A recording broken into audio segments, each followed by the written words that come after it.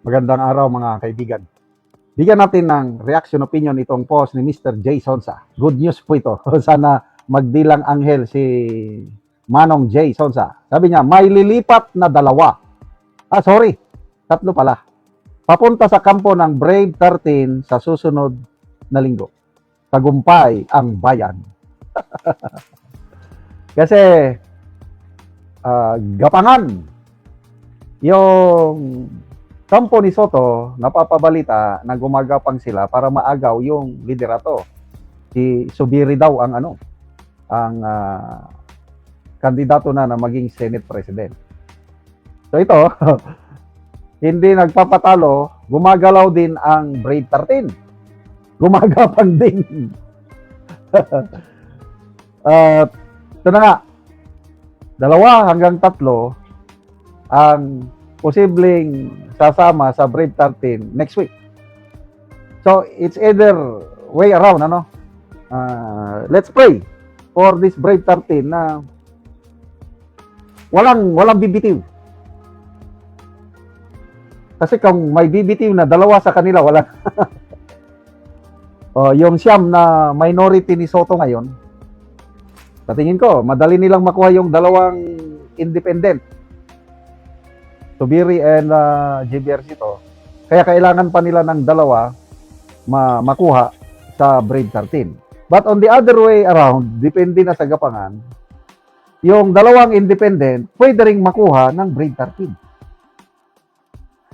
Kasi si JBR Sito, palagay ko, siya yung pang 14 Nung nagsalita sa press con si Senate President Alan Peter Cayetano, sabi niya, original daw na senador na susuporta sa bagong Senate Majority 14. At sabi niya, hindi ako ang Senate President. Iba ang iuupo nila na Senate President sa original plan. Kaya lang, I don't know what happened. Naging 13 na lang at bigla nilang inupo si Senator Cayetano as Senate President. Noong September of 2025, nung nagkaroon ng kudita, tinanggal nila si Senator Escudero. Sabi ni Senator Cayetano, siya daw ang inoferan na basta bumaliktad lang siya, aalis siya sa kampo ni Escudero, siya ang inofera na maging Senate President. That was September of 2025. Kaya lang, sabi ni Senator Cayetano, hindi niya kayang traidorin si Senator Escudero. Kaya, he remained with Escudero. Yan, ang tunay na loyalty. So, 14 ang original senators na magkudita. So, sino yung pang 14 na biglang umalis? Ang tingin ko dyan, ang pang 14 ay si Senator J.B. Ejercito. Kasi nandun sa Brave 13 ang kapatid niya. Blood is thicker than water pa rin. Iniipit ang kapatid niya. Gustong kasuhan. Eh di siyempre, tulungan ko yung kapatid ko. Ganun lang yun. Kaya kung totoo itong sinasabi ni Manong Jason ang isa sa lilipat ay si JBR Sito. Okay. So, sino pa yung pangalawa o pangatlo?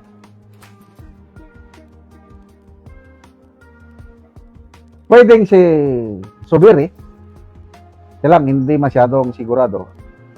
Pwede si Gatchalian. Kasi si Gatchalian, dating kasama sa majority noong si Senator Escudero pa ang presidente.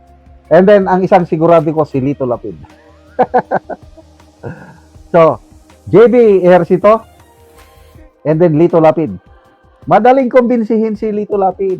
Kung nasaan yung Agos, doon lang. Playing safe palagi. So, kung matuloy ito, magiging 15 na ang Brave 13. Brave 15 na. Di. Ano ngayon ang mangyayari? Wala na. Kasi, ang nakita kong attraction ng Brave 13, yung gusto nilang matuloy ang investigasyon ng flood control scam. At dyan sa mga senador na yan, mayroong gusto talagang ma-uncover. At yan, gustong-gusto yan ni JBR to. Pwede rin si Gatchalian. Gusto niyang ma-uncover ang katotohanan. Walang pinagtatakpan ang mga yan. Ejercito, Subiri, tingnan nyo. Yung nag-withdraw sa partial report, di ba, nakaperma na sila sa partial report. Mamaya, winidraw nila. Sino yung nag-withdraw? Subiri, Gatchalian, and Ejercito, di ba sila yung nag-withdraw? Kaya posible din na itong tatlo ang lilipat. Kasi ayaw nila yung nangyayari sa flood control investigation under ni Lacson. Itong Brave 13 ngayon, gusto na nilang ituloy-tuloy para sa kapakanan ng taong bayan, para malaman na yung katotohanan. Kaya yun ang attraction nila. Maraming susuporta dyan. Yung mga senador na walang pinagtatakpan. Kaya interesting ito. Ako naniniwala ko niyan. At saka answered prayers na rin natin. Kasi I believe marami sa atin nagdarasal. Ang Diyos will protect, will bless yung Brave 13 at ngayon dadagdagan pa niya ng 2 o 3. Wow! Salamat mga kaibigan sa inyong pagsubaybay sa channel na ito.